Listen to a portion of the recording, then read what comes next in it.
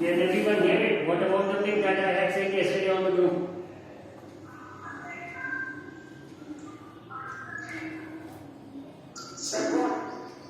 कल एक टिप भेजी थी मैंने ग्रुप पे।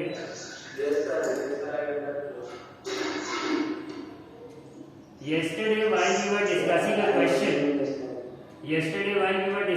question, we had reached a dead end. ठीक है, तो अब उसके बाद आगे का उसमें क्या होगा?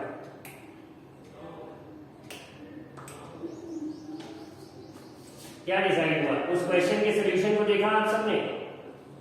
Yes, sir. So what conclusion did you reach? Sir, एक बार और समझा दीजिएगा क्वेश्चन। समझा।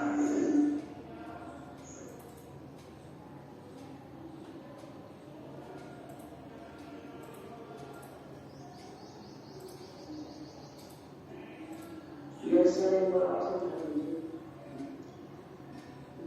सर मुझे कुछ समझ नहीं आया, सर एक बार और समझा दीजिए। समझा आगे तो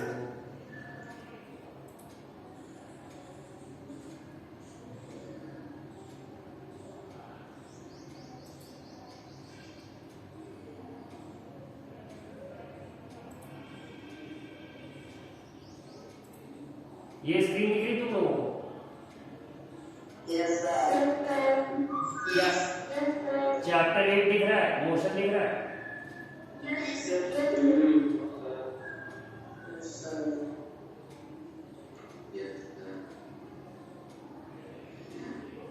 कल हम लोग यही क्वेश्चन डिस्कस कर रहे थे ना?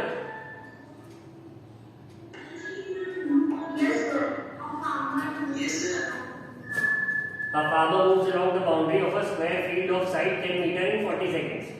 What will be the magnitude of displacement of the farmer at the end of 2 minutes 20 seconds from his initial position?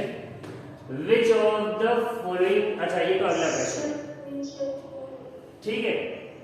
तो अब हम लोगों ने क्या कहा? सबसे पहले एक स्क्वायर ड्रॉ किया था। स्क्वायर ड्रॉ करने के बाद हमें ये पता था कि उस स्क्वायर की एक साइड क्या है? 10 मीटर है, और उसी साइड पे, उसी बाउंड्री पे फार्मर वॉक कर रहा था। इतनी बात समझ में आ गई सबके?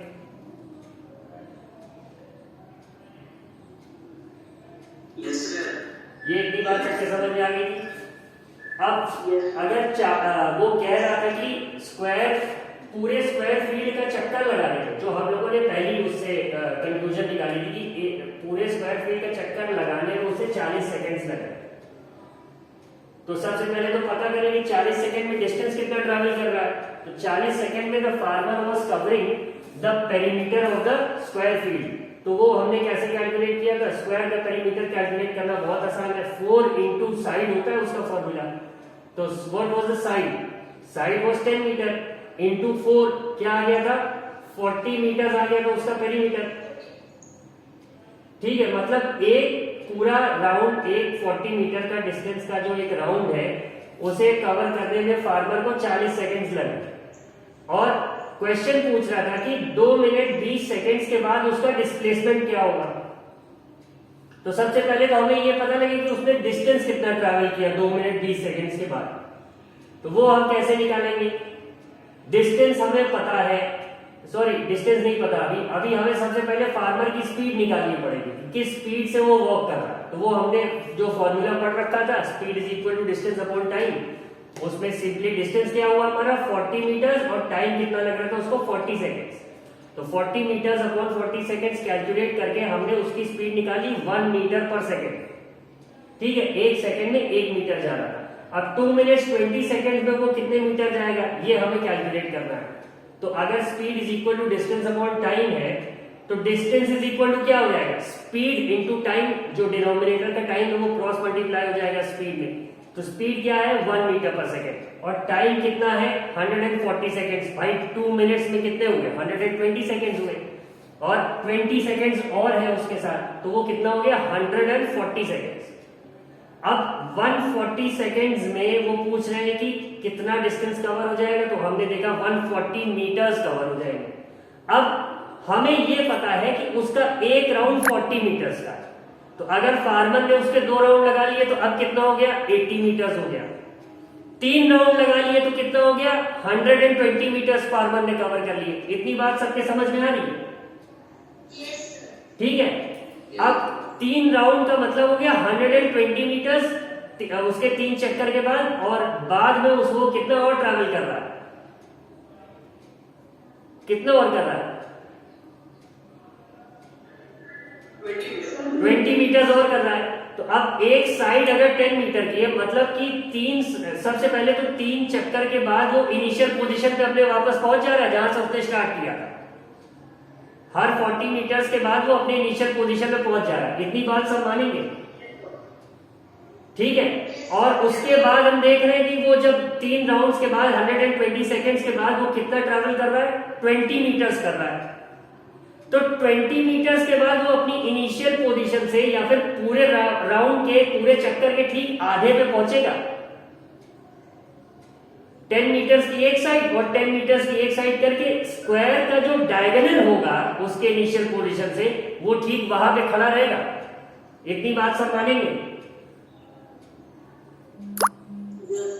तो अब इसके बाद वही जैसे हम लोग कैलकुलेट करते हैं एक राइट एंगल ट्रायंगल का एरिया पाइथागोरस थ्योरम लगा के, तो फाइनली क्या आ जाएगा, √10 स्क्वायर प्लस 10 स्क्वायर, जो कि था 14 पॉइंट समथिंग था। I guess I don't remember the exact value, but ये सोल्यूशन मैं बता रहा था, बट तुम लोग इसका दूसरा सोल्यूशन बता रहे थे। तो now coming to the pic that I had sent in the group, उसमें केस 2 और केस 3 भी दिया था ना, याद है कि नहीं सबको? Now who has that pick?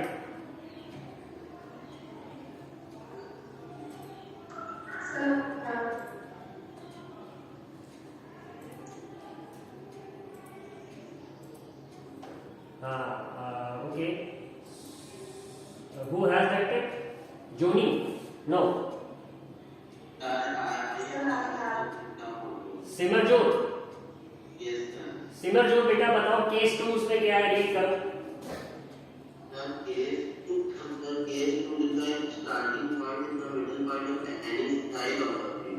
हाँ, स्टार्टिंग पॉइंट इज द, अब देखो अभी तो हम ये मान रहे थे कि स्क्वायर फील्ड है अगर, तो वो स्टार्ट कर रहा है उसके किसी कॉर्नर से वॉक कर रहा है, ठीक है।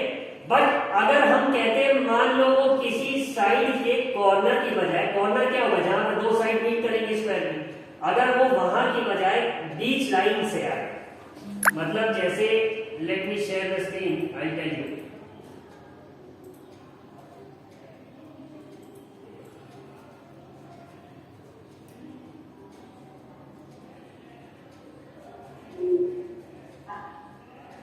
ये स्क्रीन दिख रही है सबको, पेंट ब्रश की?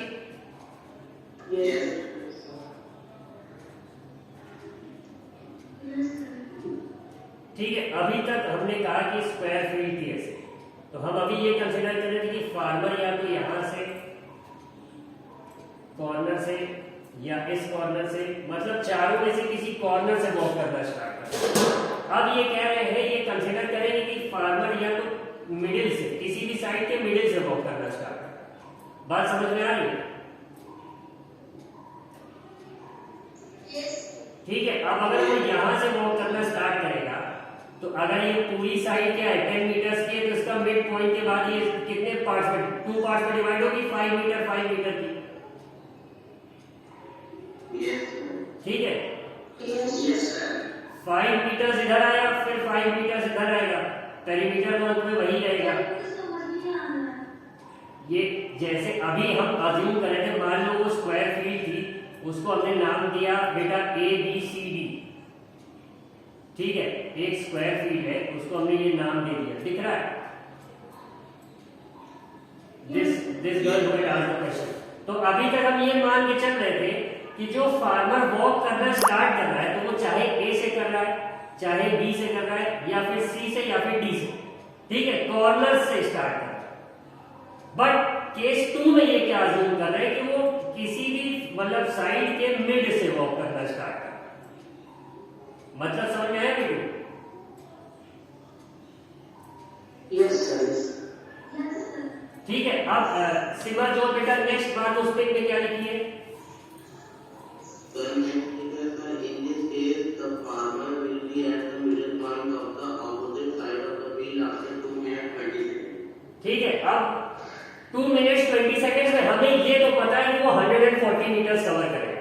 अब मान लो अगर वो यहाँ से वॉक करना स्टार्ट कर रहा है तो 40 मीटर्स के एक चक्कर के बाद वो वापस अपनी इनिशियल पोजीशन पे आएगा। इतनी बात मानेंगे सब? फिर सेकेंड राउंड के बाद वो फिर से अपनी इनिशियल पोजीशन पे आ जाएगा, मतलब after the end of 3 rounds वो अपनी इनिशियल पोजीशन पे आ जाएगा और डिस्टेंस उसने कवर किया होगा 120 मीटर्स का। ठीक है, इसके बाद 20 मीटर्स और ट्रैवल करेगा वो।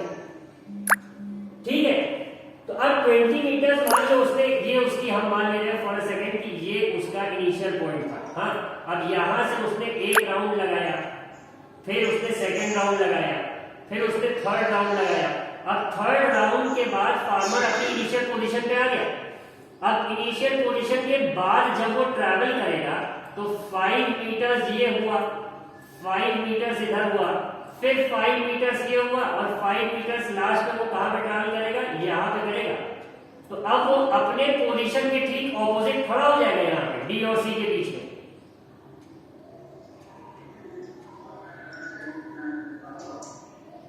इतनी बात समझ में आ रही है? सपोज बेटा ए और बी के बीच से उसने वॉक करना स्टार्ट किया, अब की कॉर्नर से नहीं, मिडिल से वॉक करना स्टार्ट कर रहा। ठीक है, तो अब वो 3 कंप्लीट चक्कर लगा लेगा तो वो वापस कहां पे आ जाएगा? जहां से उसने शुरू किया था।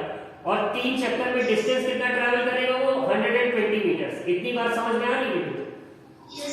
ठीक है, अब इस 120 मीटर्स के बाद बचा कितना? 20 मीटर्स और बचे। ये इतनी बात समझ में आई? अब अगर AB 10 मीटर्स का है तो AB का मिड पॉइंट कितने मीटर का होगा? 5 मीटर का होगा। इतनी बात समझ में आ रही है? ठीक है, तो अब 5 metre from the mid point of AB to B, फिर BC के बीच के मिड पॉइंट का पूरा वो क्या हो गया? 10 मीटर हो गया, मतलब 5 मीटर ऊपर और 5 मीटर नीचे, 15।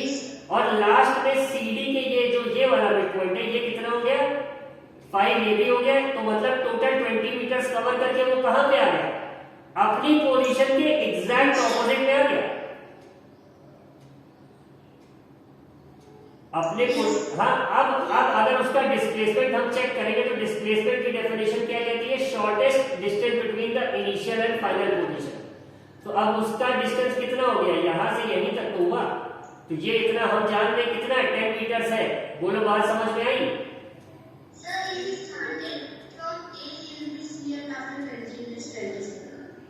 2 मिनट 20 सेकेंड बेटा।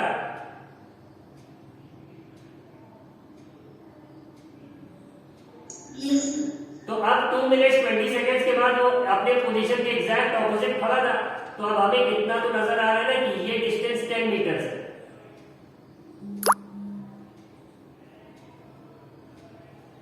बात समझ में आई? ठीक है, तो अब इस न्यूमेरिकल के आगे बढ़ते हैं। It has already consumed a lot of our class.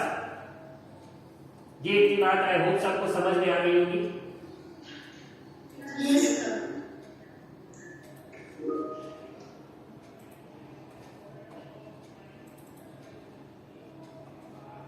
Is the screen visible to everyone? No, sir.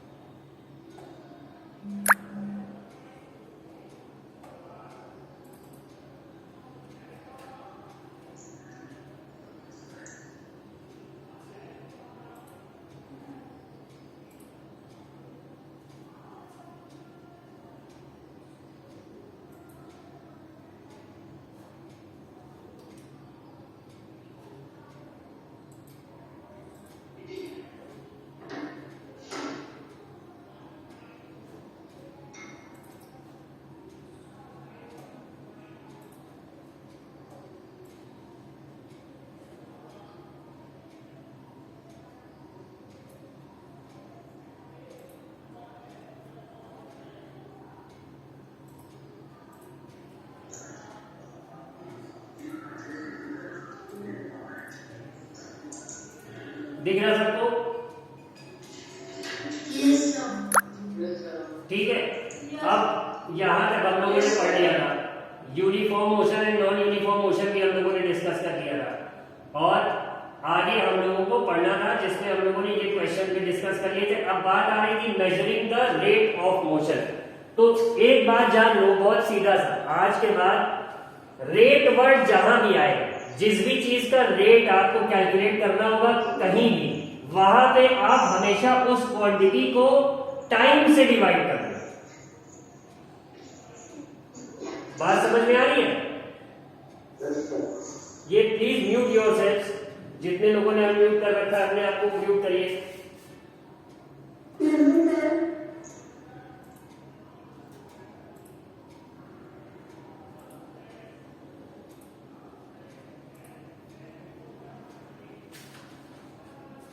बात सबको समझ में आ रही है?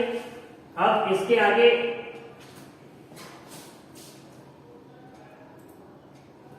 हाँ, यहाँ पे हम बात कर रहे थे measuring the rate of motion. तो रेट कभी भी जब हमें किसी भी चीज का निकालना होगा तो उसका एक बहुत सीधा सा तरीका होता है। रेट के लिए हम किसी भी क्वांटिटी को, किसी भी चेंजिंग क्वांटिटी को अगर उसके टाइम से डिवाइड करें तो हमें मिल जाता है रेट। जैसे यहाँ पे स्पीड हमने पढ़ा था कि distance covered per unit time, तो ये स्पीड क्या थी?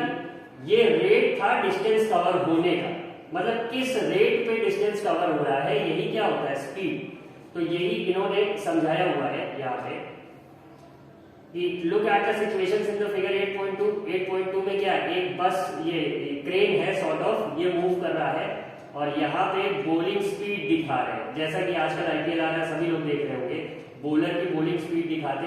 अभी fastest bowler that we had seen was Jofra Archer from England, Mark Wood from England, और इंडिया में फास्टेस्ट अगर देखें तो जसप्रीत बुमराह फेंकता है अराउंड 145 तक मैक्स मैंने देखा।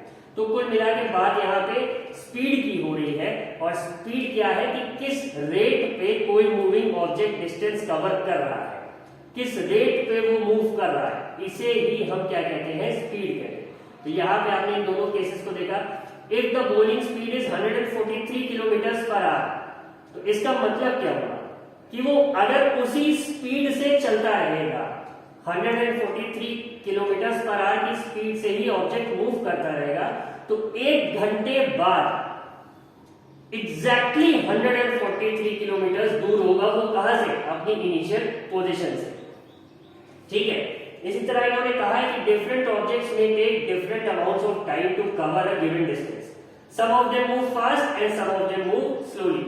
The rate at which objects move can be different. Also, different objects can move at the same rate. ये बहुत ही नॉर्मल सी बात इन्होंने बता रखी है कि अलग अलग ऑब्जेक्ट अलग अलग मतलब स्पीड पे मूव कर सकते हैं, कि कोई बहुत तेज जा रहा है, कोई बहुत धीमे भी जा सकता है। दो अलग अलग ऑब्जेक्ट्स सेम स्पीड पे भी चल सकते हैं, और दो सेम ऑब्जेक्ट्स अलग अलग स्पीड पे भी चल सकते हैं। तो ये बड़ी कॉमन सी बात है। ठीक है, one of the ways of measuring the rate of motion of an object is to find out the distance travelled by the object in unit time, जो कि स्पीड की डेफिनेशन है। This quantity is referred to as speed. अब यहां पे आप इसे underline कर लीजिए। द, ये जो द दिख रहा है आपको, इस द से लेके स्पीड तक आपको अंडरलाइन करना है। यही आपकी क्या है? ये है स्पीड की definition. The rate of motion of an object, sorry the से नहीं, यहाँ पे the distance travelled by the object in unit time. या आई होप सब लोग देख रहे हो, मैं इसे हाईलाइट कर दे रहा हूं। ये जो पोर्शन है, the distance travelled by the object in unit time, this quantity is referred to as speed. तो इसे सब लोग अंडरलाइन कर लेंगे, यही आपकी स्पीड की डेफिनेशन है। ठीक है, I hope everyone understanding this, समझा चुके हैं बहुत अच्छे से। अब एसआई यूनिट ऑफ स्पीड क्या है? ये मीटर पर सेकेंड है। अब अगर आप सब लोग देखें तो speed is equal to distance upon time होता है। तो डिस्टेंस किस में होता है? मीटर में होता है, और टाइम किस में होता है? सेकेंड में होता है।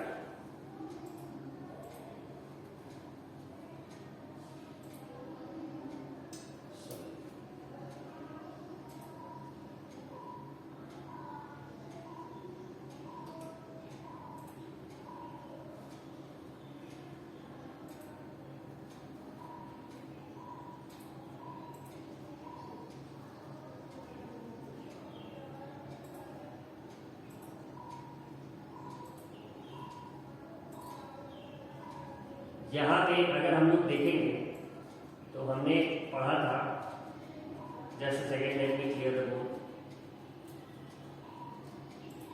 हाँ, ये हम लोगों ने पढ़ रखा था, speed is equal to distance upon time.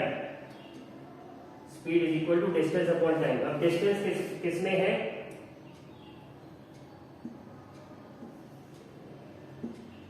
Distance is in metres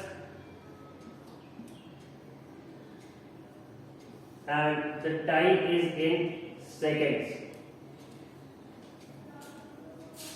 I am not sure whether the spelling of meters is correct or not, but it is for you to cross check. और meters को हम represent करते हैं m से और seconds को s से। तो ये meters per second हो गया, यही इसकी यूनिट है और ऐसे ही ये आती है। ठीक है, I hope everyone got it. तो ये स्पीड की डेफिनेशन होगी और इसका यूनिट क्या होता है ये आपने देख लिया।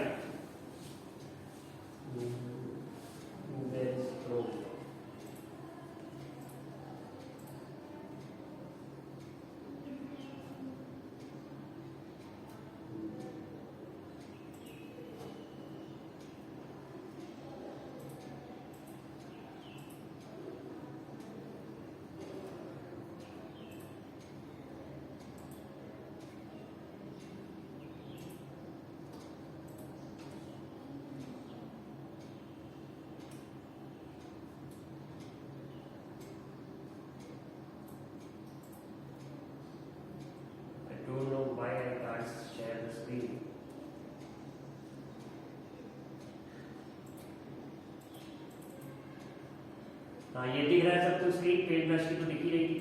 और इसके बाद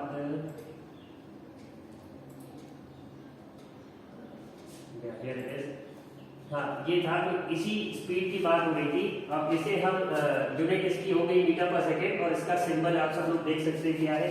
इसे इन दो तरीकों से लिखते हैं और अदर यूनिट्स क्या होगी, सेंटीमीटर पर second, kilometre per hour. To specify the speed of an object, we require only its magnitude. The speed of an object need not be constant. In most cases, objects will be in non-uniform motion. Therefore, we describe the rate of motion of such objects in terms of their average speed. अब अगर एक constant speed पे चल रहे हैं तब तो बात ठीक है, लेकिन अगर कोई ऑब्जेक्ट अलग अलग समय पे अलग अलग स्पीड से चल रहा है या फिर नॉन यूनिफॉर्म मोशन एग्जिबिट कर रहा है तो उस केस में उनकी हम एवरेज स्पीड निकालते हैं।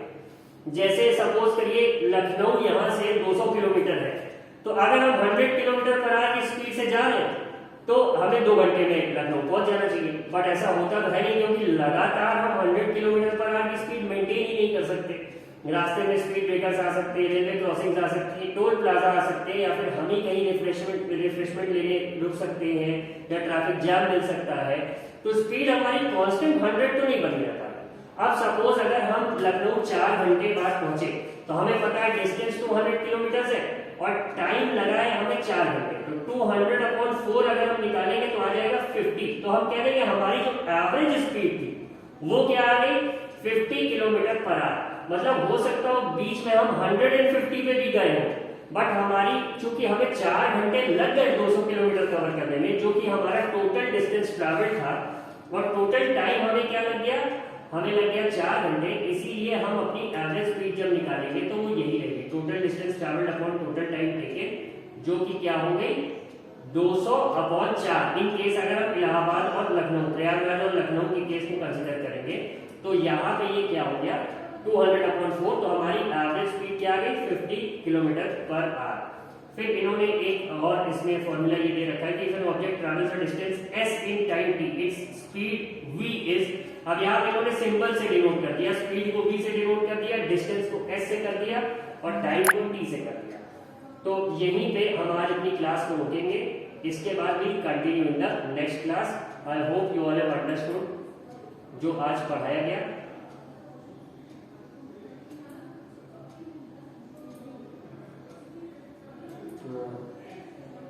Hello, now you all can unmute.